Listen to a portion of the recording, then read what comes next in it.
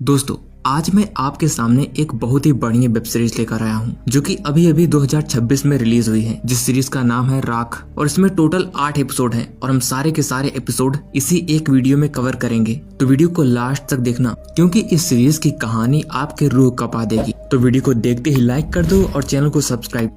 तो चलिए जानते हैं इस सीरीज की कहानी। सीरीज के फर्स्ट एपिसोड की शुरुआत एक स्कूल की छुट्टी से होती है। हम सुमन नाम की एक लड़की को देखते हैं जो अपने भाई साहिल का काफी देर से इंतजार कर रही थी। जब साहिल सुमन के पास आता है तो सुमन उस पर काफी ज्यादा गुस्सा करती है, क्योंकि सुमन को पता था कि इतना लेट होने की वजह से उनकी बस छूट जाएगी। दोनों भागते हुए बस स्टॉप पर जाते हैं, लेकिन जैसे ही वो वहाँ पहुँचते हैं वैसे ही बस उनके सामने से ही गुजर जाती है। इससे सुमन को साहिल के ऊपर बहुत गुस्सा आता है। वो रास्ते में लोगों से लिफ्ट मांगने लगती है। आखिरकार एक सफेद गाड़ी उन्हें लिफ्ट दे देती है। सुमन और साहिल घर पहुंचते हैं तो हमें पता लगता है कि आज रात सुमन का एक रेडियो शो है। सुमन की मम्मी मोना उसे तैयार करती है और साहिल के साथ उसे रेडियो में परफॉर्म करने के लिए भेज देती है। रात को मोना और उसका हस्बैंड यानी कि सुमन का फादर अशोक सुमन के शो का वेट कर रहा होता है, लेकिन काफी रात हो जाने के बावजूद भी सुमन की परफॉर्मेंस रेडियो पर नहीं आती, इससे कि दोनों चिंतित हो जाते हैं। अशोक तुरंत अपने स्कूटर उठाता है और तुरंत रेडियो स्टेशन की तरफ निकल जाता है। वहाँ पहुँचने पर अशोक को सुमन की सहेली बताती है कि सुमन और साहिल यहाँ पहुँचे ही नहीं थे। ये सुनने के बाद अशोक और भी ज्यादा परेशान हो जाता है। अशोक तुरंत इसके बारे में मोना को बताता है और पूछता है क्या बच्चे घर पर आ गए, लेकिन दोनों बच्चे अभी भी घर पर नहीं थे। मोना काफी ज्यादा चिंतित हो जाती है। मोना तुरंत ही अपने पड़ोसी के पास कॉल करती है और अपने दोनों बच्चों के बारे में पूछती है, लेकिन वहाँ से भी कुछ खास पता नहीं लगता। इसके बाद कहानी 8 दिन पीछे जाती है बम्बई में, जहाँ पर हम 2 गुंडों को देखते हैं, जिसमें से एक का नाम बाबू है और दूसरे का नाम रज्जू। शुरुआत में दोनों छोटी मोटी चोरी चकारी करते थे। ऐसे में एक दिन वह थिएटर गए थे और फिल्म देख रहे थे। तभी वह वॉशरूम में एक आदमी को मारकर उसका पर्स लूट लेते हैं और दोनों वहां से फरार हो जाते हैं। इसके बाद कहानी फिर से प्रेजेंट टाइम में आती है, दिल्ली में। यहाँ हम इंस्पेक्टर जयप्रकाश को देखते हैं, जिसके पिता घनश्याम उसके लिए खाना लेकर आए थे। लेकिन ये सब चीजें जयप्रकाश को बिल्कुल भी पसंद नहीं थी, क्योंकि उसके पिता उसका काफी ज्यादा ध्यान रखते थे। तभी पुलिस स्टेशन में एक कॉल आता है और जयप्रकाश का चेहरा एकदम सीरियस हो जाता है। वो तुरंत अपने साथी जावेद को लेकर उस लोकेशन पर पहुंचता है जहां से फोन किया गया था। वहां पर जाकर पता लगता है कि ये केस साहिल और सुमन का है। अशोक और मोना दोनों अपने बच्चे के मिसिंग होने के बारे में बताते हैं। उन दोनों का रो रो कर बुरा हाल हो चुका था। दोनों जेपी के सामने यानी कि जयप्रकाश के सामने विनती करते हैं कि वह किसी भी तरह करके उन दोनों बच्चों को ढूंढ ले। जयप्रकाश उन्हें विश्वास दिलाता है, वो धैर्य रखें, वो जल्द ही मिल जाएंगे। जयप्रकाश उनसे कहता है कि यह किडनैपिंग का मामला है और उन दोनों से कुछ जानकारियां लेता है। साथ साथ साहिल और सुमन की फोटो भी लेता है। तभी अशोक के घर के फोन पर कॉल आती है। सबको लगता है कि किडनैपर्स ने कॉल किया होगा, लेकिन जैसे ही अशोक फोन उठाता है उसका चेहरा सन्न रह जाता है। वो कॉल अस्पताल से किया गया था, वहाँ पर 2 बॉडी मिली थी। ये जानने के बाद अशोक उन पुलिस वालों के साथ तुरंत अस्पताल पहुँचता है। अशोक मॉनिटरी रूम में जाकर उन लाशों को देखता है और मायूस होकर बाहर आकर बताता है वो लाश उनके बच्चों की नहीं है। अब पुलिस दोनों बच्चों की खोजबीन करने के लिए निकल जाती है। वो रात में ही लोगों से पूछना शुरू कर देती है, उनकी फोटो दिखाती है, लेकिन किसी को भी उनके बारे में कुछ नहीं पता होता। पुलिस वाले एक आदमी को पकड़ते हैं जो कि पहले ऐसा ही काम करा करता था, लेकिन पकड़ने के बावजूद भी वो आदमी बताता है कि वो यह सब काम छोड़ चुका है। वो दूसरे आदमी के बारे में बताता है जो अभी ऐसा काम कर रहा है, जो कि शायद जंगलों में रहता है। जिसके बाद पुलिस वाले हथियार लेकर जंगल की तरफ पूरी तैयारी के साथ बढ़ते हैं। इधर हम 8 दिन पहले मुंबई में उन्हीं दोनों गुंडों को देखते हैं जो कि एक गाड़ी चुराते हैं, जिसके बाद एक घर में घुसकर वहाँ पर चोरी करते हैं। सारा सामान लूटने के बाद वह घर के मालिक को धक्का देकर वहाँ से भाग निकलते हैं। जब रज्जू कार में आकर बैठता है और पीछे देखता है तो बाबू उसी घर के एक लड़के को भी उठा ले आया था। वो उनसे फिरौती की पैसे मांगने वाला था। इधर प्रेजेंट टाइम में पुलिस वाले उसी जंगल में जांच कर रहे थे। तभी एक पुलिस वाला बताता है कि एक सरदार ने गवाही दी है कि उन बच्चों को उसने लिफ्ट दे दी थी और सरदार को अभी भी पुलिस स्टेशन बुलाया गया है। ये जानने के बाद तुरंत ही जयप्रकाश वहाँ की जाँच छोड़कर पुलिस स्टेशन लौट आता है। इसके बाद हम अगली सुबह जंगल में एक चरवाहे को देखते हैं जो अपनी बकरियों चराते हुए उसी जंगल के अंदर जा रहा था। तभी उस चरवाहे की नजर एक खून से रंगे हुए जूते पर पड़ती है। वो तुरंत उस जूते को उठाता है और रास्ते में आगे की ओर बढ़ता जाता है। तभी उसकी नजर सुमन और साहिल की लाश पर पड़ती है। दोनों खून से लथपथ नदी के किनारे लेटे हुए थे और इसी के साथ यह फर्स्ट एपिसोड यहीं पर खत्म हो जाता है। सेकेंड एपिसोड की शुरुआत में जयप्रकाश वहाँ की जाँच करने के लिए तुरंत ही क्राइम सीन पर पहुंचता है। सुमन और साहिल के शरीर पर गहरे घाव के निशान थे। साफ लग रहा था कि हत्यारे ने बहुत ही बेरहमी के साथ उन दोनों को कत्ल किया है। जांच के दौरान उन्हें सुमन की चुनरी और एक गाड़ी का शीशा मिलता है। तभी एसपी आकर जयप्रकाश को बताता है कि ये एक हाई प्रोफाइल केस है, उसे ध्यान से हैंडल करना होगा। तभी उसी लोकेशन पर कुछ रिपोर्टर्स आ जाते हैं। पुलिस वाले जल्दी से जाकर उन सभी को रोकते हैं। तभी उसी लोकेशन पर अशोक भी आकर पहुंच जाता है। बेचारा टूटा हुआ कदम बढ़ाते हुए आगे बढ़ता जाता है और जोर से चिल्ला उठता है। वो पिता रोते रोते वहीं पर बिखर पड़ता है। उसकी दुनिया मानो पल भर में उजड़ जाती है। इसके बाद हम पुलिस स्टेशन का सीन देखते हैं। उस सरदार से पूछताछ की जा रही थी जिसने सुमन और साहिल को लिफ्ट दी थी। सरदार पुलिस वालों को बताता है कि उसने उन दोनों को बस स्टॉप पर छोड़ा था और ले जाकर बस स्टॉप को भी दिखाता है। इधर समर और सुमन की लाश अशोक के घर लाई जाती है। अशोक जो पहले से ही टूटा हुआ था, वह फूट फूट कर अभी भी रो रहा था। जैसे ही मोना को इसके बारे में पता चलता है, वो सीढ़ियों से दौड़ते हुए रोते हुए चेहरा देखने की जिद करती है। अशोक मना करता है, लेकिन मोना की जिद के आगे किसी चीज नहीं चलती। वो उन दोनों का चेहरा देखती है और साफ कह देती है वो इसके बच्चे नहीं है। साहिल और सुमन अभी भी जिंदा है। वो उठकर जाकर पानी पीने लगती है। उसकी हरकतों से साफ दिखाई दे रहा था वो अपने बच्चों को खोने की डर की वजह से पागल होती जा रही थी। खैर, दोनों का अंतिम संस्कार कर दिया जाता है। इसी के साथ कहानी 6 दिन पीछे जाती है। बम्बई में हम बाबू को देखते हैं जो कि हॉस्पिटल में जाता है और वहाँ की एक नर्स से मिलता है जिसका नाम मीना होता है। बाबू मीना से प्यार करा करता था, लेकिन वह हमेशा हवस का भूखा रहता था। इधर राजू उस बच्चे को किडनैप किए हुआ था। वो बच्चा बताता है कि उसे वॉशरूम जाना है। रज्जू उसे रेल की पटरियों के पास ले जाता है ताकि वो वहाँ अपना काम कर सके, लेकिन वह बच्चा वहाँ से भाग निकलता है और रज्जू उसका पीछा करने लगता है। इधर बाबू उस लोकेशन पर था जहाँ उस बच्चे के लिए पैसे लाने वाले थे। एक आदमी वहाँ पर बैग लेकर पैसे आता है और लोकेशन पर रख कर वहाँ से चला जाता है। जैसे ही बाबू उस थैली को चेक करता है, उसमें कुछ भी नहीं होता। इसके बाद चारों तरफ से लोग उसे घेर लेते हैं। बाबू उन सभी से भागकर किसी तरह जान बचाता है। अब कहानी फिर से प्रेजेंट टाइम में आती है। जयप्रकाश मॉनिटरी लैब पहुंचता है और वहां डॉक्टर सुमन के शरीर और साहिल के शरीर के घाव देखकर बताता है कि इन घावों को तलवार से किया गया है। जयप्रकाश इससे हैरान होता है क्योंकि एक किलर क्या तलवार लेकर घूमेगा। जिसके बाद डॉक्टर उस मिरर में भी कुछ छोटे धब्बे दिखाता है। इधर रास्ते में पुलिस वाले हर एक गाड़ी की जांच कर रहे थे जिसमें उस तरह का मिरर यूज किया जाता है। अब जयप्रकाश वापस पुलिस स्टेशन लौटता है जहां पर एसपी आया हुआ था। वो जयप्रकाश को कहता है कि 24 घंटे हो गए, अभी तक उसने इस केस को सॉल्व नहीं किया। एसपी जयप्रकाश के ऊपर दबाव बनाता है कि जल्द से जल्द इस केस को सॉल्व करो। इधर वापस से कहानी 6 दिन पीछे बॉम्बे में जाती है।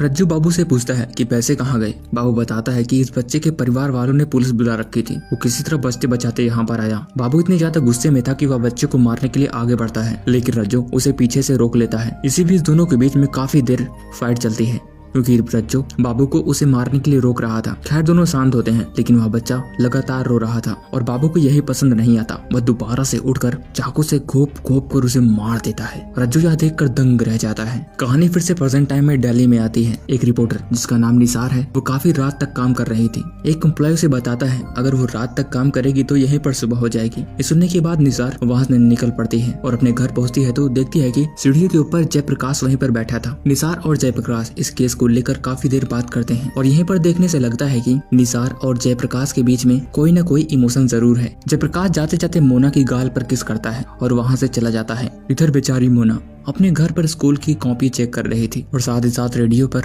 आ रही न्यूज भी सुन रही थी। इधर जयप्रकाश वापस अपने घर रास्ते से जा रहा था, तभी उसकी गाड़ी के सामने एक गाय आ जाती है और वह अपनी गाड़ी को संभाल नहीं पाता और कुछ दूसरे रास्ते पर ही निकल पड़ता है। वो गाड़ी से उतरता है और चारों तरफ इधर उधर टॉर्च मारकर देखने लगता है। तभी उसकी टॉर्च की रोशनी एक खाई में गिरी लाइट हरे कलर की एक गाड़ी पर पड़ती है। वो तुरंत उस गाड़ी के पास जाता है जिसका रियर में मिरर टूटा हुआ था और गाड़ी की सीट के ऊपर खून बिखरे पड़े थे। और इसी के साथ यह दूसरा एपिसोड भी यहीं पर खत्म हो जाता है। तीसरे एपिसोड की शुरुआत में उस गाड़ी को फॉरेंसिक टीम बहुत ही बारीकी से जांच कर रही थी। गाड़ी के अंदर से उन्हें एक तलवार भी मिलती है जिस पर कि मोहनलाल चूरनवाला का नाम लिखा था। जयप्रकाश को लगता है कि वो इसी नाम से इस केस को आगे बढ़ा सकता है। इस बात का वह एसपी को भरोसा दिलाता है। एसपी जयप्रकाश को 48 घंटे देता है इस केस को सॉल्व करने को। अब हम 4 दिन पहले का सीन देखते हैं। दिल्ली के एक गुरुद्वारा में बाबू और रज्जू दोनों खाना खा रहे थे। बैठे बैठे वह अगले प्लान के बारे में सोच भी रहे थे। तभी रज्जू बताता है एक 5 स्टार होटल में उसका दोस्त प्यारे एक सिंगर का काम करता है, वो जरूर उनकी मदद करेगा।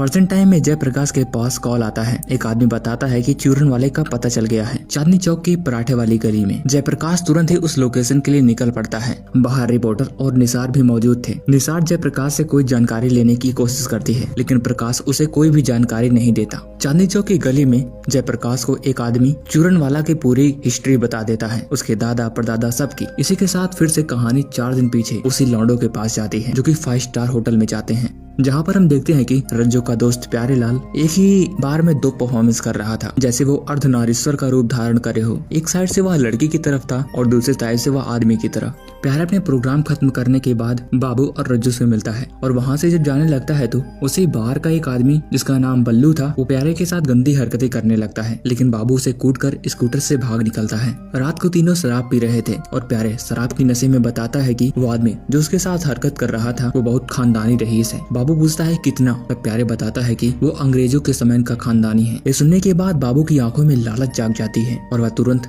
प्यारे और रज्जू को लेकर बल्लू के घर की तरफ निकल पड़ता है। इधर कहानी फिर से प्रेजेंट टाइम में आती है। डॉक्टर एक बार फिर से जयप्रकाश को उस गाड़ी में लगे खून के बारे में दिखाता है और बताता है कि वे दोनों बच्चे घायल हुए थे, लेकिन इसके साथ साथ वह दोनों अपराधी को भी घायल किए थे, यानी कि वो लोग अपना इलाज कराने के लिए किसी अस्पताल में जरूर गए होंगे। ये पता चलने के बाद तुरंत ही जयप्रकाश उस अस्पताल में पहुंचता है, डॉक्टर से बातचीत करता है। डॉक्टर बताता है उस रात 2 लोग आए थे अपना इलाज कराने के लिए। वहाँ पर एक हवलदार भी था। जब उससे पूछा जाता है कि उसने एक्सीडेंट की रिपोर्ट लिखी कि नहीं, तो वो बताता है कि उसने नहीं लिखी क्योंकि वह जरूरी नहीं समझा। इस पर जयप्रकाश उसे बहुत डांटता है, लेकिन हवलदार बताता है कि उसने सारी डिटेल्स ले रखी है। वो उनका नाम और पता बताता है। इधर दिल्ली में 4 दिन पीछे बाबू, रज्जो और प्यारे ये तीनों बल्लू के घर पहुंचते हैं। पहले तो प्यारे बल्लू को देखकर बहुत अकड़ता है, लेकिन बल्लू प्यारे के साथ गलत हरकतें करना चाहता था। यह सब देखने के बाद बाबू बल्लू को पूरी छूट दे देता है और बताता है कि वह 1 मिनट के 1000 रुपए लेगा। लेकिन अब बल्लू बाबू और रज्जू के साथ भी गलत हरकतें करने लगता है, इसीलिए बाबू बल्लू को पीटना शुरू कर देता है और पीटते पीटते मानो उसे पूरा खत्म ही कर देता है। ये सब देखने के बाद प्यारे बहुत ही ज्यादा डर जाता है कि प्यारे सिर्फ उन दोनों को यहाँ पर बल्लू को भड़काने के लिए लेकर आया था, लेकिन बाबू और रज्जू ने दोनों मिलकर उसको पूरी तरह खत्म कर लिया था, उसकी जान ले ली थी। प्यारे यह सब देखने के बाद अपना स्कूटर लेकर वहाँ से भाग निकलता है। इधर प्रेजेंट टाइम में पुलिस वाले एक लोकेशन पर जांच के लिए पहुंचते हैं। वहां पर उन्हें वह तलवार मिल जाती है और जयप्रकाश समझ जाता है कि वो दोनों अपराधी यहीं पर थे। इधर दूसरी तरफ वही अपराधी उसी समय बल्लू के घर से वह दोनों तलवारें उठा लेते हैं और कुछ सामान भी चोरी करके तुरंत ही वहां से भागने लगते हैं। भागते भागते उन्हें वही हरे रंग की गाड़ी दिखाई देती है और वह उसे चुरा कर वहां से भाग निकलते हैं। इसी के साथ तीसरा एपिसोड भी यहीं पर खत्म हो जाता है। चौथे एपिसोड की शुरुआत में हम एक अलग ही सीन देखते हैं। एक दूध वाला अपनी साइकिल से जा रहा था, तभी जोर से उसके साइकिल के किनारे से वही गाड़ी गुजरती है। गाड़ी का अंदर का माहौल देखकर वह दूध वाला काफी डर जाता है। अंदर सुमन और साहिल दोनों बेखबरी से चिल्ला रहे थे। ये देखने के बाद वह दूध वाला उस गाड़ी का पीछा करता है और गाड़ी को रुकवाने की कोशिश करता है, लेकिन वे गाड़ी वाले साइकिल को टक्कर मारकर वहां से निकल जाते हैं और इसलिए दूध वाले का पैर भी टूट जाता है। वो ये सब प्रेजेंट टाइम में निसार को सब कुछ बता रहा होता है।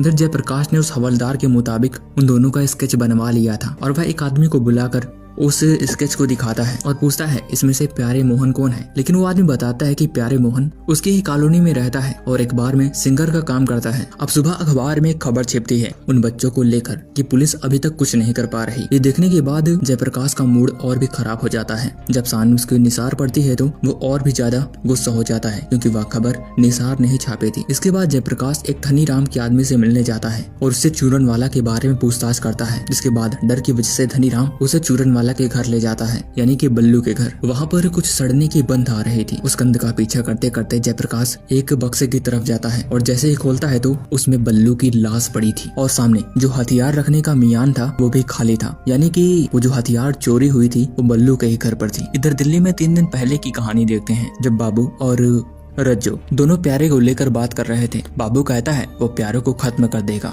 क्योंकि प्यारे ने उन दोनों को धोखा दिया और आगे चलकर वह पुलिस को भी सब कुछ बता सकता है, इसलिए सबसे पहले हमें उसे खत्म करना होगा। इसलिए तुरंत ही वह बाहर पहुंचते हैं जहां पर प्यारे तैयार हो रहा था। जैसे वह बाबू और रज्जो को देखता है वह तुरंत ही वहां से भाग निकलता है। दोनों से पकड़ लेते हैं। जब बार का मालिक पूछता है तो वो बताते हैं कि वो दोनों पुलिस वाले हैं और इसलिए उसे पूछताछ के लिए ले जा रहे हैं। इसलिए बार वाला भी ज्यादा कुछ छेड़खानी नहीं करता और दोनों को चुपचाप जाने देता है। अब प्रेजेंट टाइम में उसी बाद में पूछताछ करने के लिए जयप्रकाश भी पहुंचता है। वहाँ का मालिक बताता है कि प्यारेलाल को पुलिस वाले उठा कर ले गए, जिसके बाद जयप्रकाश वह तीनों स्केच देता है और पूछता है क्या ये दोनों थे। वो बार का मालिक सब कुछ बता देता है, हाँ जी यही दोनों थे। इसके बाद कहानी 3 दिन पीछे फिर से जाती है दिल्ली में। बाबू और रज्जो वो दोनों प्यारे को पकड़कर एक सुनसान जगह पर ले जाते हैं और उसे मारने की कोशिश करते हैं, लेकिन प्यारे बताता है कि अब वो ऐसी हरकत नहीं करेगा। तभी वहीं पर देखते हैं कि 2 कपल आपस में मिल रहे थे। लड़का लड़की के लिए आइसक्रीम लेने जाने के लिए वहाँ से निकल जाता है। तभी पीछे से बाबू उस लड़की को पकड़ लेता है और प्यारेलाल के सामने ले जाता है। बाबू प्यारे से कहता है इस लड़की को खत्म कर दो, तब हम जाने कि तुम मर्द हो। लेकिन प्यारेलाल के हाथों से यह काम नहीं हो पाता। तभी वो लड़का वापस आ जाता है। वहीं पर एक हवलदार चौकी लगाए बैठा था, वो भी उन दोनों को देखता है और पकड़ने के लिए आगे भागता है। बाबू और रज्जो दोनों वहाँ से भाग निकलते हैं, लेकिन प्यारे उस पुलिस वाले से मदद मांगने लगता है और उसी के साथ पुलिस स्टेशन चला जाता है। इधर मोना मायूस हालत में रोज स्कूल पढ़ाने जाया करती थी, लेकिन एक दिन प्रिंसिपल उसे मना करती है कि उसे अपने घर पर रहना चाहिए, उसकी हालात ठीक नहीं है। मोना बताती है कि बच्चे के एग्जाम आने वाले हैं और उसे तैयारी करवानी होगी। इधर हम देखते हैं अशोक एक आदमी से मिलता है। वह आदमी उसे एक रिपोर्ट देता है। रिपोर्ट देखने के बाद अशोक फूट फूट कर रोने लगता है, क्योंकि उस रिपोर्ट में साफ पता चल रहा था कि सुमन के साथ दरिंदगी की गई थी। अब जयप्रकाश पुलिस स्टेशन पहुंचता है और प्यारेलाल से मिलता है और दोनों का स्केच दिखाकर उनका नाम पूछता है। प्यारेलाल बताता है कि वो सिर्फ बल्लू को धमकाने के लिए उन दोनों को ले गया था, लेकिन उसे नहीं पता था कि वो दोनों उसका कत्ल कर देंगे। इधर बाबू और रज्जो दोनों गाड़ी लेकर जा रहे थे। तभी रास्ते में सुमन उनसे लिफ्ट मांग रही थी, यानी कि सीन पीछे का था। और इसी के साथ यह चौथा एपिसोड यहीं पर खत्म हो जाता है। 5वें एपिसोड की शुरुआत में हम देखते हैं कि बाबू और राजू दोनों घायल हालात में गाड़ी चला रहे थे। तभी बाबू गाड़ी का कंट्रोल खो देता है और एक खाई में ले जाकर कुदा देता है। गाड़ी वहां पर बुरी तरह फंस चुकी थी, इसी वजह से दोनों पैदल ही उतरकर वहां से भागने लगते हैं और एक अस्पताल में पहुंचते हैं। बाबू अपना इलाज करवाता है। जब दोनों वहां से जाने लगते हैं तो हवलदार उन दोनों को पकड़ लेता है और उनके बारे में जानकारी लेने की कोशिश करता है, लेकिन वो बताते हैं कि वो गांव से हैं तो उन्हें पुलिस के झंझट में नहीं पड़ना है और अपनी मासूमियत दिखाते हुए वहां से चले जाते हैं। और हवलदार को जो भी कुछ बताता है सारा का सारा ही झूठ बताता है। दोनों वहां से निकलने के बाद बाबू तुरंत ही रज्जो को एक बस में बैठा देता है और सुमन के कानों के झुमके देता है। बाबू रज्जो को कुछ नंबर याद दिलाता है, बताता है कि जब भी इसको जरूरत पड़ेगी वो उस नंबर पर कॉल करे, वो हमेशा उसके लिए अवेलेबल होगा। अब बाबू अपने गाँव पहुँच चुका था, सोनीपत, जहाँ पर बाबू का पिता उससे बहुत नाराज था, क्योंकि बाबू मुंबई एक सपना लेकर गया था, हीरो बनने का सपना, इसलिए उसका पिता उसका मजाक उड़ाता है। इधर प्रेजेंट टाइम में उसी सोनीपत में जयप्रकाश भी अपनी टीम के साथ पहुंचता है और बाबू के पिता से पूछताछ करने लगता है। वो सब कुछ बताते हैं। उनके घर में एक लड़की भी रहा करती थी जिसके माथे पर अजीब सा निशान बना था। वो उसके बारे में पूछता है। वो बताता है कि वह सड़क से गिर गई थी और उसी वजह से चोट लग गई। इधर देखते हैं 2 दिन पहले वही लड़की रज्जो को लेकर एक क्लिनिक पर गई थी, क्योंकि उसका हाथ टूटा गया था तो वही ठीक कराने के लिए। बाबू जब नाश्ता कर रहा था तभी उसके हाथ में एक पेपर लगता है जिसमें कि वही ताजा खबर छपी हुई थी, कत्ल वाली बात। यह देखने के बाद रज्जू काफी ज्यादा डर जाता है और तुरंत ही बाबू के पास कॉल लगा देता है। रज्जू को एहसास होता है कि वहाँ पर हर एक आदमी उसे घूर कर देख रहा है। इधर पुलिस वाले बाबू के हर एक जगह पर जांच करते हैं, ठेका की दुकान पर, राशन की दुकान पर, लेकिन उसके बारे में कहीं भी कोई पता नहीं चलता। फिर हम 2 दिन पहले वाली रात को देखते हैं कि बाबू के पास वही लड़की आती है और बताती है कि उसे भी हीरोइन बनना है, लेकिन बाबू यह सुनने के बाद गुस्सा हो जाता है और उसे मारने पर उतर आता है। और वहाँ वही चोट थी जो वह लड़की बता रही थी कि वह गिरने की वजह से लगी, जबकि उसे बाबू ने मारा था। प्रेजेंट टाइम में जयप्रकाश के पास एक मैसेज आता है कि उन्हें रज्जो की लोकेशन मिल गई है। वो तुरंत ही उस लोकेशन पर पहुंच जाते हैं, लेकिन तब तक वहां से रज्जो भाग चुका था। जब जयप्रकाश को सोनीपत में बाबू कहीं नहीं मिलता तो वहां से वापस चला आता है। इधर एसपी के पास ऊपर से प्रेशर आने लगता है इस केस को सॉल्व करने के लिए, इसीलिए एसपी इस केस को सॉल्व करने के लिए दूसरे इंस्पेक्टर चौहान को हायर करता है। जब यह बात जयप्रकाश को पता लगती है तो उसे काफी ज्यादा दुख होता है। उसी रात मायूस होकर अपने घर लौटता है, जहाँ पर वह देखता है कि पहले से ही निसार वहाँ पर आई थी। निसार जयप्रकाश से बात करती है और बताती है इस बार वह रिपोर्टर के रूप में नहीं बल्कि एक दोस्त के रूप में आई है। निसार जयप्रकाश को दिलासा देती है। निसार के जाने के बाद जयप्रकाश के पास एक कॉल आता है। उसे तुरंत ही पुलिस स्टेशन बुलाया जाता है, क्योंकि जयप्रकाश के लिए एक इम्पोर्टेंट कॉल थी। वो कॉल मुंबई से आई थी, जहाँ पर बाबू और रज्जो के बारे में पता चला था। मुंबई वाले तुरंत ही वहाँ पर जयप्रकाश को जांच के लिए बुलाते हैं, लेकिन जयप्रकाश को पता था अगर इसके बारे में एसपी को पता लगेगा तो उसके लिए काफी समय मांगेगा, इसीलिए वह खुद ही अकेले वहाँ पे जांच के लिए निकल जाता है। इसी के साथ 5वां एपिसोड भी यहीं पर खत्म हो जाता है। 6ठे एपिसोड की शुरुआत में कहानी डायरेक्ट 12 साल पीछे जाती है। बम्बई में एक टीचर कुमार नाम के लड़के को उसकी माँ के सामने ही मार रहा था, क्योंकि कुमार दिन ब दिन वहाँ के लड़के को परेशान कर रहा था। उसकी माँ टीचर के सामने हाथ जोड़ती है और उसे वहाँ से ले जाती है, लेकिन कुमार अपनी आदत से बाज नहीं आता। वो संजय नाम के एक लड़के को वॉशरूम में बंद करके मधुमक्खी का छत्ता वहाँ पर फोड़ देता है और दरवाजा बाहर से बंद कर देता है। अब जयप्रकाश जांच के लिए मुंबई पहुंच चुका था, जहाँ पर उस बच्चे को बांध कर रखा गया था और वहाँ की लोकेशन की जांच की जाती है। लेकिन जयप्रकाश वहाँ के पुलिस वाले से पूछता है तो क्या बाबू ने उन्हें छोड़ दिया जो उनके लिए पुलिस बुलाई थी। तभी कहानी 3 दिन पीछे फिर से मुंबई में बाबू की तरफ जाती है। बाबू उतरकर एक रेस्टोरेंट में जाता है और वहाँ अपने दोस्त जिमी से मिलता है। थोड़ी देर शराब पीने के बाद वह टैक्सी लेकर वहाँ से बाहर निकलता है। रास्ते में एक कपल उसे दिखाई देता है और वो उसे अपनी टैक्सी में बिठा लेता है। आगे चलने के कुछ देर बाद वह गाड़ी रोककर उनके सारे पैसे लूट लेता है और उस आदमी को बहुत मारता है। यही सारी कहानी प्रेजेंट टाइम में प्रकाश को वही कपल भी बता रहा होता है। जब बाबू उस लड़की के पीछे जाता है तभी बाबू की कानों में एक कुत्ते की आवाज जाती है जो कि गाड़ी में ही रखा हुआ था। वो उस पपी को लेकर वहाँ से निकल जाता है। अब मुंबई में एक दिन पहले वही कुत्ता हम जेमी के घर में देखते हैं। जेमी की शादी पड़ने वाली थी। वह एक टेलर से अपना कोट सिलाता है और उसी समय रज्जो भी उसके पास कॉल करता है। जब जयप्रकाश मुंबई के पुलिस स्टेशन पहुंचता है तो उससे जावेद बात करना चाह रहा था। जावेद बताता है कि इसके बारे में एसपी को पता चल गया है, अगर उसने जल्दी बाबू को नहीं पकड़ा तो हो सकता है उसका तबादला भी हो जाए। इसके बाद कहानी मुंबई में 6 साल पहले जाती है और यहाँ पर हमें पता लगता है कि वो जो कुमार जो छोटा दिखाया गया था वो कोई और नहीं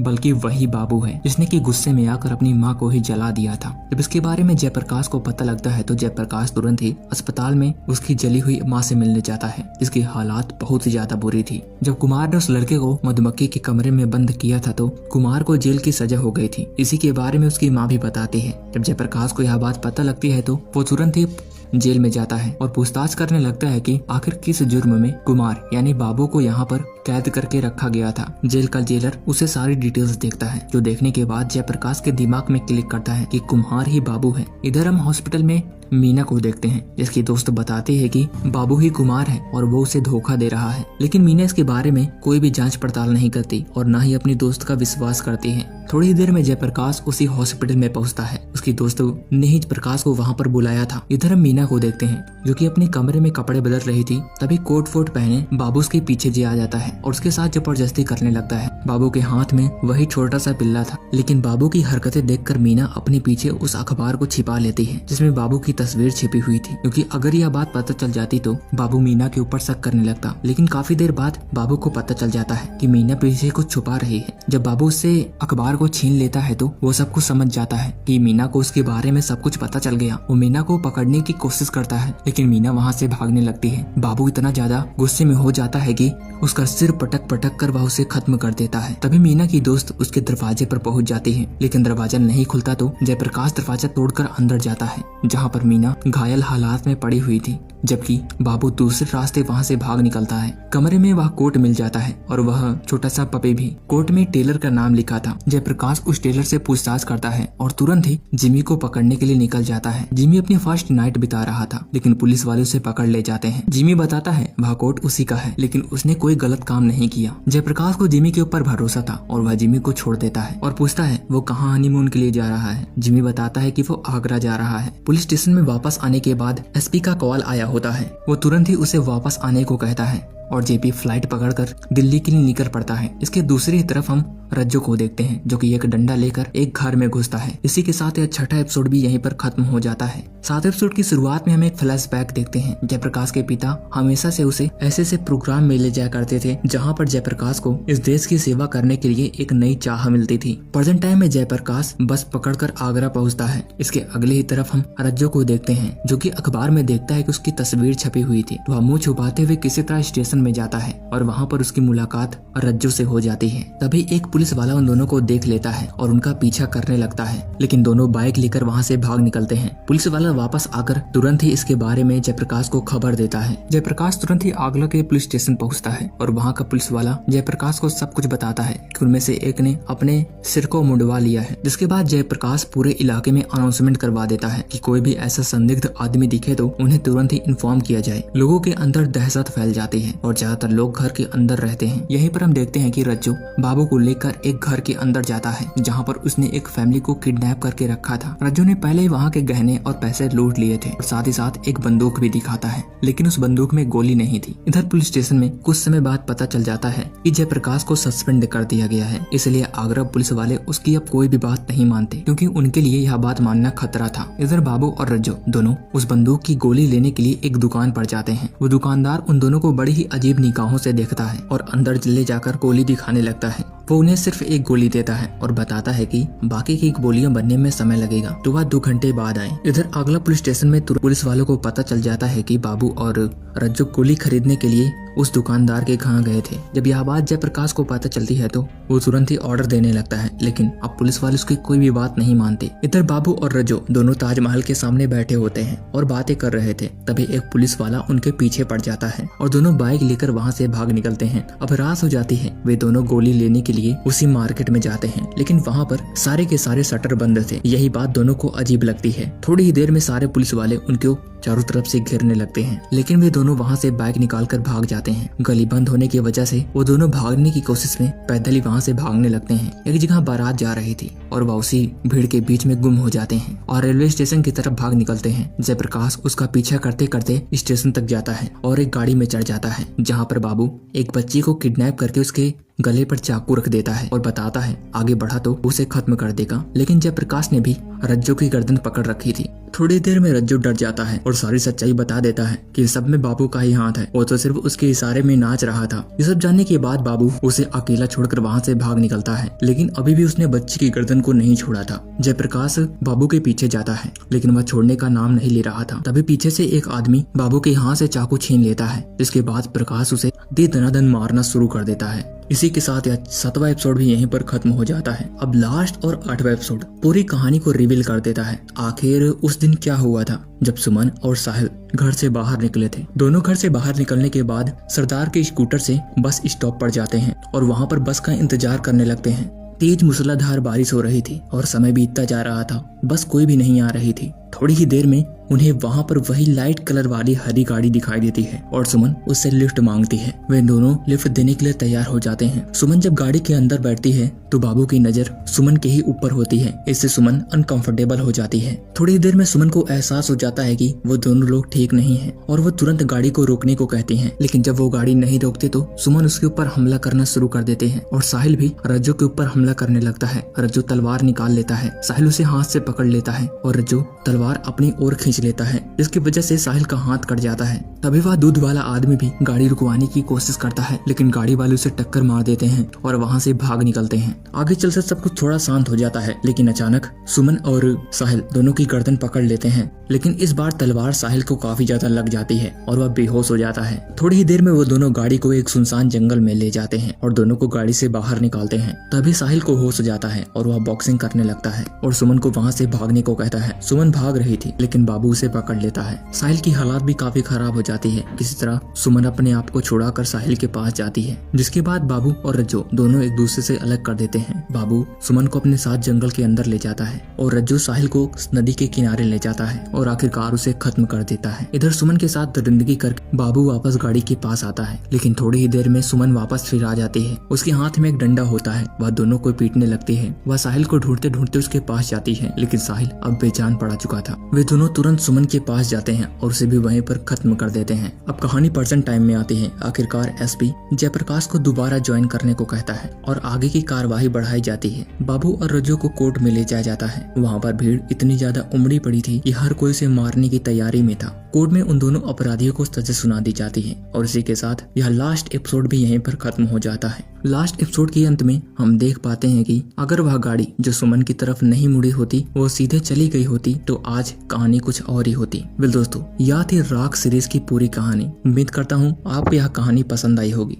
अगर कहानी पसंद आई है तो वीडियो को लाइक करें, चैनल को सब्सक्राइब करें और साथ ही साथ हमने द टाइटन स्टोरी और द पिरामिड स्कीम इन दोनों का एक्सप्लेनेशन पहले ही डाल रखा है। अगर आपने अभी तक उन वीडियोस को नहीं देखा तो जरूर चेकआउट करना। टाइटन स्टोरी में टाटा के टाइटन की पूरी कहानी बताई गई है और वहीं पिरामिड स्कीम में जो MLM वाला मार्केटिंग वाला बिजनेस होता है जिसमें 4 लोगों को जोड़ना होता है, उसके बारे में सब कुछ बताया गया है। तो उन दोनों को चेकआउट जरूर करना। हो सकता है आपको स्क्रीन पर ही दोनों वीडियो देखने को मिल जाए, लेकिन नहीं तो आप कमेंट बॉक्स चेक कर सकते हैं और या तो आप चैनल पर विजिट कर लीजिए, वहाँ पर उसी के साथ साथ ढेर सारी मूवीज मिल जाएंगी। तो मिलते हैं किसी और कहानी के साथ, तब तक के लिए till then take care, bye bye.